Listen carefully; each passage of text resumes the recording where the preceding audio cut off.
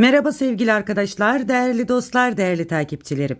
Kanalıma hoş geldiniz. Bugün sizlerle güzel bir tığ işi örgü modeli yapacağız. Evet sevgili hanımlar, sizler de hazırsanız bu güzel modeli hep birlikte yapalım.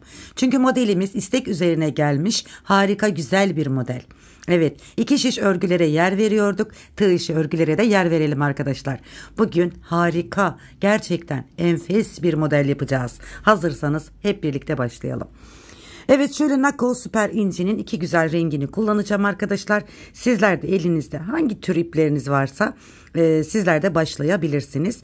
Şöyle orta incelikte bir ip kullanacağız. Bakın orta incelikte iplerimiz şu şekilde. 3 milim bir tığ kullanacağım arkadaşlar. Siyah olduğu için belli değil arkadaşlar. Şöyle orta incelikte 3 milim bir tığ. Evet, hemen modelimize geçelim arkadaşlar. Modelimiz oldukça güzel, şık. Gerçekten sizlerden gelen taleplerden yapıyorum. Instagram'da değerli bir takipçim istemiş bu modeli abla yapar mısın diye. Ben de sizlere hazırlıyorum arkadaşlar. Evet, şöyle hemen şöyle çarpıtıyorum. Hemen zincirlerime başlayarak modelimi kurmaya başlıyorum. Modelimiz 3 ve 3'ün katları üzerine kurulmuş bir model. Şöyle serbest zincirler çekiyorum arkadaşlar. Bakın 3 zincirimi çektim. Şimdi 3 ve 3'ün katlarında zincirlerimizi çekelim. Ben numune bir model yapacağım için sevgili hanımlar sizlere küçük bir dilim hazırlayacağım. Sizler yapacak olduğunuz örgülerinize göre zincirlerinizi çekin arkadaşlar. Evet, 3 ve 3'ün katlarında şu şekilde zincirlerimizi çekelim.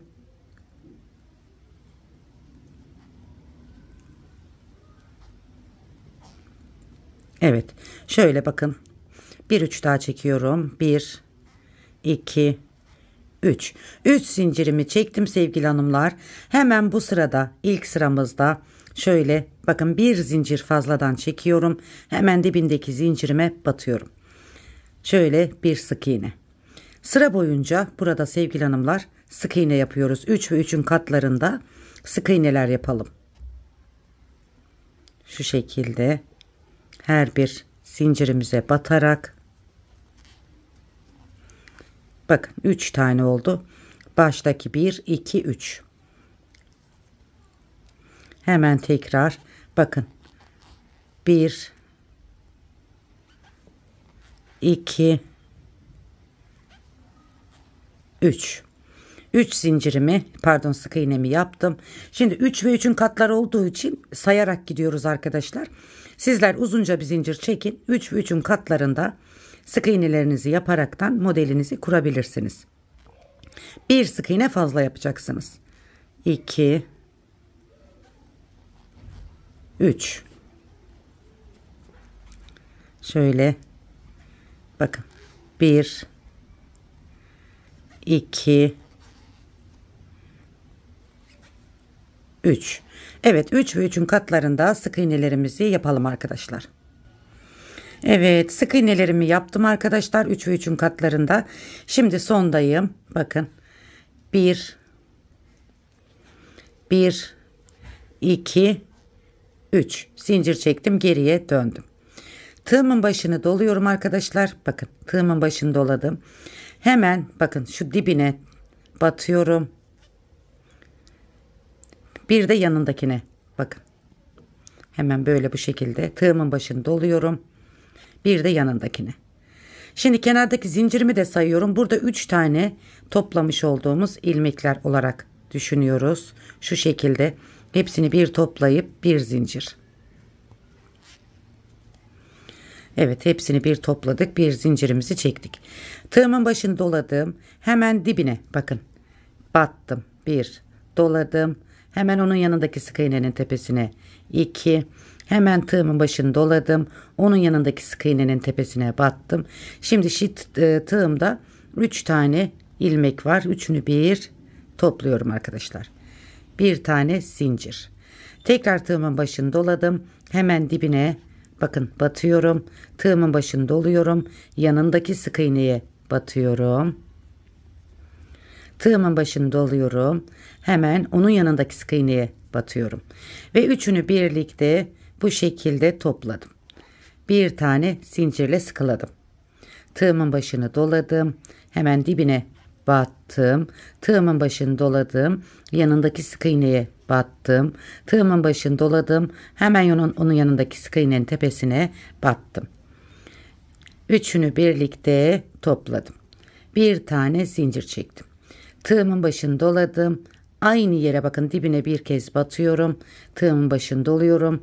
Yanındaki sık iğneye batıyorum. Tığımın başını dolayıp hemen yanındaki sık iğneye batıyorum. Hepsini birlikte toplayıp bir tane zincir çekiyorum. Tığımın başını doladım. Bakın, dibine öncelikle batıyorum. 1, doladım 2, yanındaki sık iğne, daha sonraki sık iğne, bu şekilde. Hemen hepsini birlikte topladım. Bir zincir çektim. Tığımın başını doladım. Yine dibine, aynı battığım noktaya, son battığım yere tekrar başlarken bir daha batıyorum. Doladım. Hemen yanındakine battım. Doladım. Onun yanındakine battım. 3 defa yaptıktan sonra bakın bu şekilde hepsini birlikte topluyorum. Bir zincir çekiyorum. Topladım. Bakın, dibine battım 1, doladım. Hemen onun yanındakine battım 2, doladım. Hemen onun yanındakine battım 3. Bakın 3 tane oldu. Hepsini bir topladım. Bir tane zincir çektim. Tığımın başını doladım. Bakın, dibine battım. Tığımın başını doladım. Onun yanındaki sık iğneye battım. Tığımın başını doladım. Hemen en sondaki trabzanın tepesine, sık iğnenin tepesine de battım. Üçünü bir topladım. Bir zincir çektim. Şimdi tığımın başını doladım. Aynı yere dibine bir tane, kenarımız düzgün olsun diye şöyle ikili trabzan yapıyoruz. Şimdi sevgili hanımlar, bakın bu şekilde bir modelimizi yapmış olduk. Şimdi ikinci bir model daha yapacağız. Pembe ipimize geçiyoruz. Pembe ipimize geçmeden önce bakın şurada, hemen göstereyim onu. Şu 2 ilmeği toplamıyoruz. Hemen pembe ipime geçiyorum. Burada hemen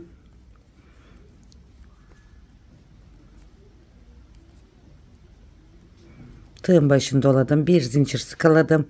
Bakın, ikisini bir aldım. Bir tane zincir çektim ve sıkaladım. Geriye dönüyorum. Bu yapmış olduğumuz yere bakın bir tane sık iğne yapıyorum. Sonra modellerimin tepesine, bakın şuralara, bunların üzerine sık iğne yaparaktan sıra sonuna kadar gidiyoruz. Bakın, modellerin tepesinde batacağımız yerler belli arkadaşlar. Aynı ilmeklerimizi tepelerine batacağız ki ilmek sayımızda eksilme olmasın. Bu şekilde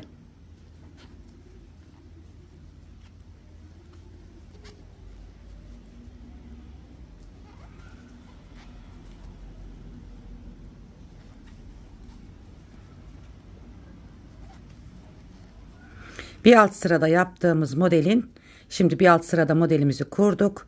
Şimdi üstte tekrarını yapmış oluyoruz arkadaşlar.